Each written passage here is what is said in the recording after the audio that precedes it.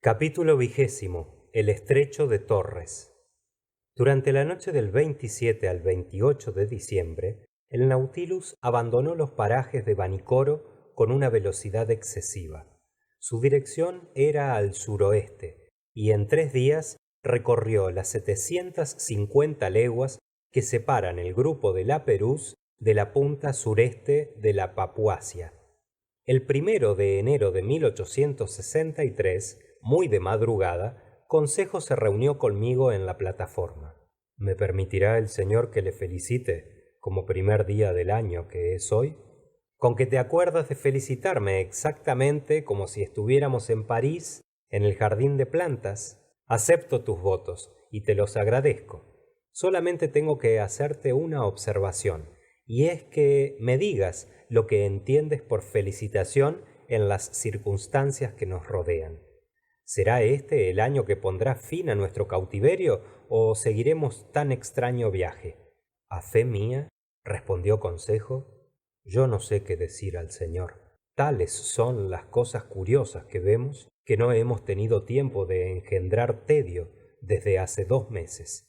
La última maravilla siempre es la más admirable, y si esta progresión continúa, no acierto a comprender cuándo acabará. Me parece que nunca volveremos a tener semejante ocasión. Nunca. Además, el señor Nemo, que justifica muy bien su nombre latino, no es nada modesto para nosotros. Así es lo cierto, Consejo. Creo, pues, y no se disguste el señor, que un buen año sería el que nos permitiese verlo todo. Verlo todo. Quizás sería algo largo. Pero, ¿qué opina Ned Land? Ned Land piensa precisamente lo contrario, respondió Consejo. Es un ente positivo y un estómago imperioso. No le basta estar siempre viendo peces y no comer otra cosa. La falta de vino, de pan de carne, no conviene a un sajón, para quien son familiares los beefsteaks y a quien no asustan ni el brandy ni el gin, tomados en cantidad moderada. Por lo que a mí toca, Consejo, no es eso lo que me inquieta, y me va muy bien con el régimen de bordo. Lo mismo me pasa a mí, respondió Consejo. Por eso, igual me da quedarme que a Ned Land escaparse. Por consiguiente, si el año que empieza no es bueno para mí, lo será para él y recíprocamente. De esta suerte, siempre habrá alguno que salga satisfecho. Y por último, para concluir, deseo lo que al señor más le plazca. Gracias, Consejo, pero aplazaremos para otra ocasión la cuestión de aguinaldo y la sustituiremos provisionalmente con un apretón de manos, pues de otra cosa no dispongo. Nunca ha sido el señor tan generoso, respondió Consejo. Y después de decir esto, el buen muchacho se retiró. El 2 de enero habíamos andado 11.340 millas, sean 5.250 leguas, desde nuestro punto de partida en los mares del Japón. Ante el espolón del Nautilus se extendían los peligrosos parajes del Mar de Coral, en la costa nordeste de la Australia. Nuestro barco bordeaba a distancia de algunas millas aquel temible banco en donde los buques de Cook estuvieron a punto de perderse el 10 de junio de 1770. El bajel montado por Cook dio en la peña, y si no fue a pique, consistió en que el trozo de coral desprendido por el choque quedó empotrado en la fractura del casco. Mucho hubiera yo deseado visitar aquel arrecife, que tenía 360 leguas, y contra el cual la mar, siempre gruesa, se quebraba con formidable intensidad, semejante al estrépito del trueno. Pero en este momento los planos inclinados del Nautilus nos llevaban a gran profundidad, y nada pude ver de aquellas elevadas murallas coralígenas, debiendo satisfacerme con el espectáculo de algunos peces traídos por nuestras redes. Entre otros, observé unos germones, especies de escombros grandes como atunes, de costados azulados y rayados con listas transversales, que desaparecen con la vida del animal. Estos peces nos acompañaban por bandadas y dieron a nuestra mesa una carne excesivamente delicada. Se cogieron también muchos esparos bertores, largos de medio decímetro, con sabor de dorado, y pirápedos volantes, verdaderas golondrinas submarinas, que en las noches oscuras rayan alternativamente los aires y las aguas con brillos fosfóricos. Entre los moluscos y zoófitos salieron enredados en las mallas de la barredera diferentes especies de alcionarias, ursinas, martillos, espuelas, cuadrantes, ceritas y yalas. La flora estaba representada por bellísimas algas flotantes, flaminarias y macrocísteas, impregnadas con el mucílago desprendido de sus poros, y entre las cuales recogí una admirable Nemastona geliniaroide, que fue clasificada con las curiosidades naturales del museo. 2 días después de haber atravesado el mar de Coral, el 4 de enero, dimos vista a las costas de la Papuasia. Entonces el capitán Nemo me comunicó su intento de llegar al océano Índico por el estrecho de Torres, sin añadir más, lo cual complació a Ned Land, porque este rumbo nos acercaba a los mares europeos. El estrecho de Torres es considerado como no menos peligroso por los escollos de que está erizado que por los salvajes naturales que frecuentan sus costas. Se halla situado entre la Nueva Holanda y la grande isla de la Papuasia, llamada también Nueva Guinea. La Papuasia tiene 400 leguas de longitud por 130 de anchura y una superficie de 40.000 leguas geográficas. Se encuentra entre los 0 grados 19 minutos y 10 grados 2 minutos de latitud meridional y entre los 128 grados 23 minutos y 146 grados 15 minutos de longitud. A las 12, mientras que el segundo tomaba la altura del sol, divisé los montes Arfalx, elevados por planos y terminados por picos agudos.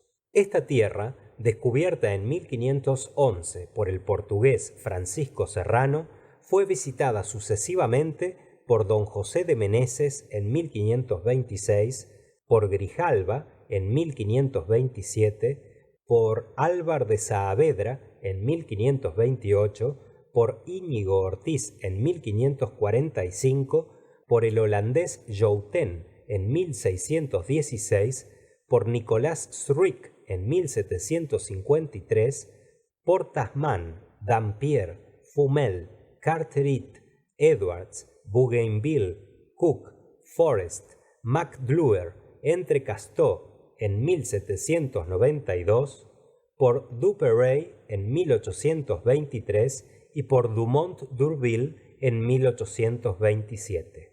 Es el foco de los negros que ocupan toda la Malasia, ha dicho Rienzi, y no había yo sospechado que los azares de nuestra navegación me iban a poner en presencia de los temibles andamenos. El Nautilus se presentó, pues, a la entrada del estrecho más peligroso del mundo, de aquel que los navegantes más atrevidos se arriesgan apenas a pasar, estrecho que Luis Paz de Torres afrontó al regresar de los mares del sur en la Melanesia, y en el cual en 1840 las corbetas varadas de Dumont d'Urville estuvieron a punto de perderse por completo.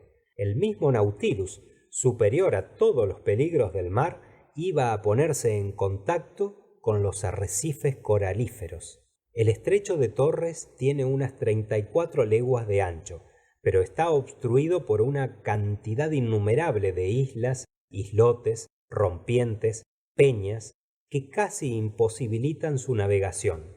En consecuencia, el capitán Nemo tomó todas las precauciones exigidas para atravesarlo. El Nautilus, flotando a flor de agua, avanzaba con moderado andar. Su hélice batía con lentitud, cual una cola de cetáceo, aquellas peligrosas aguas. Aprovechando la situación, mis dos compañeros y yo habíamos subido a la plataforma, siempre desierta. Delante de nosotros se elevaba la camareta o tambucho del timonel, y si no me engaño, allí debía estar el capitán Nemo dirigiendo por sí mismo su embarcación. Tenía yo a la vista los excelentes mapas del estrecho de Torres trazados por el ingeniero hidrógrafo Vincendon du Moulin y por el alférez de navío Coupvent de Bois, hoy almirante, que formaban parte del estado mayor de Dumont d'Urville durante su último viaje de circunnavegación. Estos mapas y los del capitán King son los mejores que pueden servir para desentrañar el intrincado laberinto de aquel angosto pasaje, y yo los consultaba con escrupulosa atención. Alrededor del Nautilus el mar bullía con furia. La corriente de oleadas que venía del sureste al noroeste con una velocidad de 2 millas y media se quebraba sobre los corales que asomaban por diferentes puntos. ¡Qué mar tan encrespado!, dijo Ned Land. Detestable, en efecto, respondí. Y por cierto que no puede convenir a un barco como el Nautilus. Preciso es, repuso el arponero, que ese condenado de capitán esté bien seguro de su derrotero, porque veo por ahí unas masas de corales que despedazarían este buque aun cuando no hiciera más que rozarlos. En efecto, la situación era peligrosa, pero el Nautilus parecía deslizarse como por encanto en medio de aquellos furiosos escollos. No siguió exactamente el camino del astrolabio y de la celosa, que fueron tan fatales a Dumont d'Urville. Tomó más al norte, bordeó la isla Murray y volvió al sudeste, hacia el paso de Cumberland. Yo creí que iba a varar cuando, remontándose por el noroeste, se dirigió por entre una gran cantidad de islas e islotes poco conocidos hacia la isla Thund y el canal Malo. Estábame ocurriendo si el capitán Nemo, imprudente hasta la demencia, quería empeñar su buque en aquel canalijo donde tocaron las dos corbetas de Dumont d'Urville, cuando, modificando por segunda vez su dirección y cortando recto al oeste, se encaminó hacia la isla Gueboroar. Eran las 3 de la tarde. El oleaje se quebrantaba sobre las peñas, estando las aguas casi en pleamar. El Nautilus se acercó a la isla, que todavía se me representa a la imaginación con su franja de péndanos. La estábamos bordeando a menos de 2 millas. De repente un choque me derribó. El Nautilus acababa de tocar en un escollo y se quedó parado, dando una ligera zaborda sobre babor.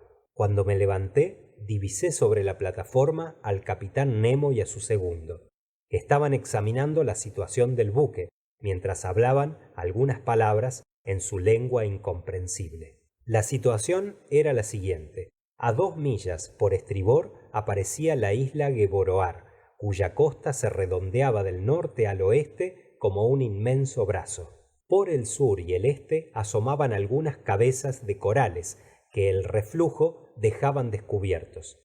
Habíamos varado en pleamar y en uno de esos parajes donde las mareas son medianas, circunstancia perjudicial para ponerse a flote, pero el buque no había tenido avería alguna, gracias a la solidez de su casco. Sin embargo, aunque no podía irse a pique ni abrirse, corría mucho riesgo de quedar para siempre preso entre aquellos escollos, y entonces acabóse el aparato submarino del capitán Nemo. Yo me entregaba a esta meditación cuando el capitán, frío y sereno, siempre dueño de sí mismo, no pareciendo ni conmovido ni contrariado, se acercó. Y le dije: ¿un accidente? No, un incidente, me respondió. Pero un incidente, repliqué, que os obligará tal vez a habitar de nuevo las tierras de donde huís. El capitán Nemo me miró con aire singular e hizo un ademán negativo, significándome con bastante claridad que nada habría que le hiciera volver a poner los pies en un continente. Después dijo: por otra parte, señor Aronnax, el Nautilus no está perdido. Os llevará todavía en medio de las maravillas del océano.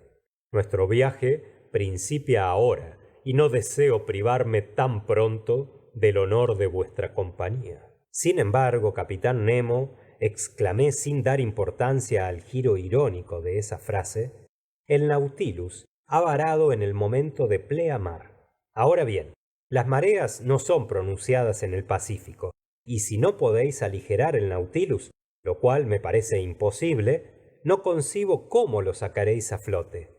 Las mareas no son muy pronunciadas en el Pacífico. Tenéis razón, señor profesor, respondió el capitán Nemo. Pero en el estrecho de Torres hay todavía una diferencia de 1,5 metros entre el nivel de las altas y bajas mareas. Hoy estamos a 4 de enero y dentro de 5 días será luna llena. Mucho me sorprendería que este complaciente satélite no levantase lo suficiente estas masas de agua y no me prestase un servicio que a él solo quiero deber. Dicho esto, el capitán Nemo, seguido de su segundo, bajó al interior del Nautilus.